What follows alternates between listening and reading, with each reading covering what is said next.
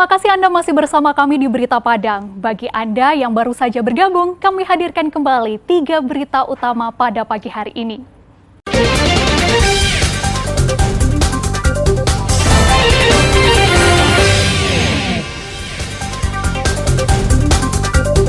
Rumah Sakit Semen Padang buat posko untuk keluarga pasien yang minta rujukan.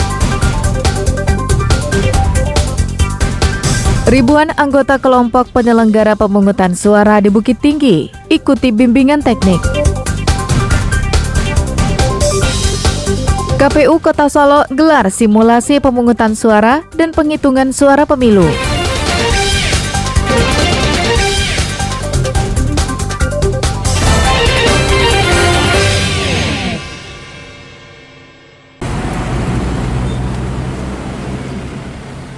Pasca ledakan yang terjadi di Semen Padang Hospital Selasa sore, pihak Rumah Sakit Semen Padang telah memindahkan sebanyak 108 pasien yang seluruhnya merupakan pasien rawat inap ke rumah sakit terdekat. Petugas Humas Rumah Sakit Semen Padang, Dewi Nancy, mengatakan ada 11 rumah sakit yang menjadi lokasi pemindahan seluruh pasien rawat inap itu. Meski Rumah Sakit Semen Padang saat ini tidak bisa digunakan, karena menunggu hasil penyelidikan polisi, pihak rumah sakit membuka posko informasi di tenda untuk melayani pasien maupun keluarga pasien yang akan meminta rujukan. Obat, sekalian mau minta surat keterangan, terus mau konfirmasi juga masalah barang yang ketinggalan juga. Yang dirawat kemarin siapa? Suami. Dirawat di lantai? Di lantai 4. Sempat terjadi sesuatu pada suaminya? Alhamdulillah Enggak. Suaminya sakit apa? DBD. Orang tua saya kan kemarin habis operasi.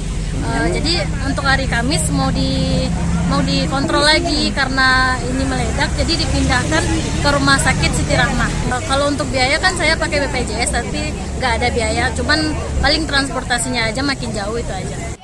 Keseluruhan dipindahkan sesaat setelah peristiwa ledakan terjadi.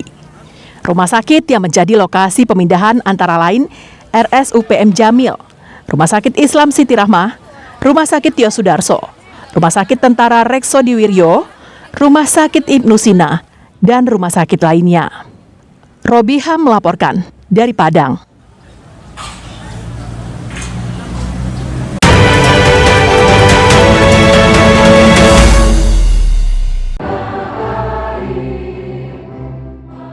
Jelang pemilihan umum tahun 2024, ribuan anggota kelompok penyelenggara pemungutan suara sekota Bukit Tinggi mengikuti bimbingan teknis yang diselenggarakan Komisi Pemilihan Umum di sejumlah lokasi. BIMTEK diselenggarakan untuk meningkatkan keterampilan teknis kepemiluan bagi anggota KPPS pada pesta demokrasi nanti.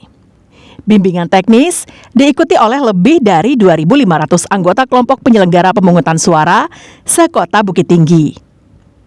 BIMTEK digelar di sejumlah hotel yang berbeda dan dilakukan secara bersamaan. Pada pelaksanaan Pesta Demokrasi Pemilihan Umum tahun 2024, KPU melibatkan seluruh anggota KPPS di 365 tempat pemungutan suara yang tersebar di 24 kelurahan. Pada BIMTEK kali ini, mereka mendapatkan sejumlah materi terkait tugas, tata cara pemungutan, hingga penghitungan suara pada tanggal 14 Februari mendatang. Khusus di Kecamatan Guguk Panjang, BIMTEK diikuti 903 KPPS untuk 129 TPS. Perbedaan mungkin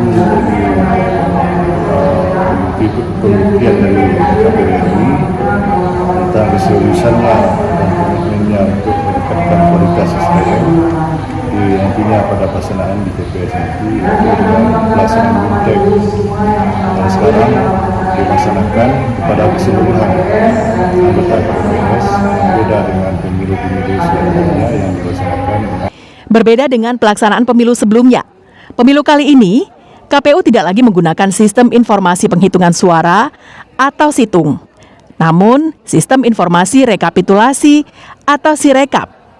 Selain itu, surat undangan memilih atau formulir C tidak lagi bisa dititipkan kepada orang lain, jika yang bersangkutan tidak ditemukan keberadaannya.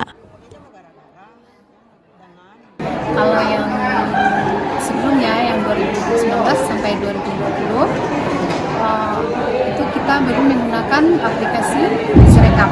Sekarang ada tambahannya aplikasi Sirekap. Dan waktu di 2019 dan 2020, waktu kita kan tag jam 13 itu sudah tidak ada lagi, kita melayani pemilih yang datang terlambat.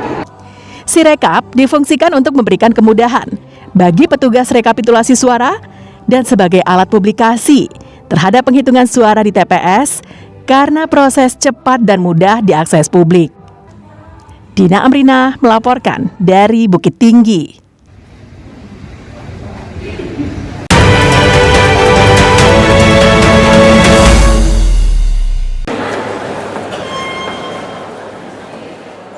Komisi Pemilihan Umum Kota Solo menggelar kegiatan simulasi pemungutan suara dan penghitungan suara untuk pemilihan umum serentak tahun 2024 di Gedung Kubuang Tigo Baleh pada Rabu pagi. Menurut petugas KPU Kota Solo, kegiatan simulasi yang dilaksanakan ini merupakan bentuk nyata atau sebenarnya tentang proses pelaksanaan pemungutan suara serta penghitungan surat suara yang akan dilaksanakan pada tanggal 14 Februari di seluruh Indonesia. Dalam kegiatan simulasi ini juga melibatkan semua unsur, mulai dari PPK dan PPS, organisasi perangkat daerah, serta Forkopimda, agar mereka dapat menyaksikan bagaimana proses pemungutan dan penghitungan surat suara dilaksanakan. Hari ini kita melaksanakan simulasi real yang kita undang seluruh PPK, PPS dan juga Ketua KPPS. Kita mengundang Forkompimda dan OPD terkait, bagaimana mereka semuanya bisa menyaksikan bagaimana proses pemungutan dan penghitungan suara yang kira-kira di hari H akan seperti inilah pelaksanaannya, kira-kira begitu. Total TPS kita 236 TPS dan itu sudah masuk 2 TPS khusus. Ya, untuk yang ada warga disabilitasnya, kita memastikan semua TPS kita adalah ramah disabilitas. Salah seorang peserta simulasi dari Kelurahan Kampai Tabu Karambia, Kota Solo, mengakui telah memahami semua rangkaian yang akan dilakukannya pada saat pemungutan surat suara nanti. Iya Pak, saya tadi ikut simulasi. Kalau telah dipraktekkan, insya Allah saya paham untuk dipraktekkan pada tanggal 14 Februari 2024. TPS yang ada di Kota Solo berjumlah 236. 2 diantaranya merupakan TPS khusus. Sedangkan bagi penyandang disabilitas, disediakan tempat pemungutan suara yang ramah bagi mereka. Garnadi melaporkan dari Solo.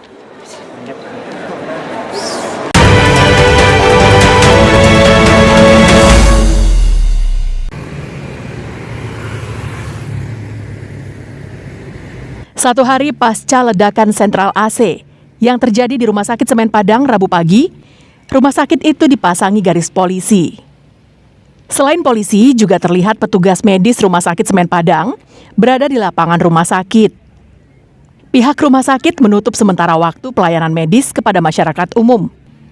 Rumah sakit ini juga mendirikan posko pelayanan guna memberikan informasi kepada pasien rujukan yang tidak tahu prosedur rawat lanjutan di rumah sakit yang ditunjuk. Bahkan tak sedikit pasien rujukan yang tidak tahu jika rumah sakit ditutup sementara.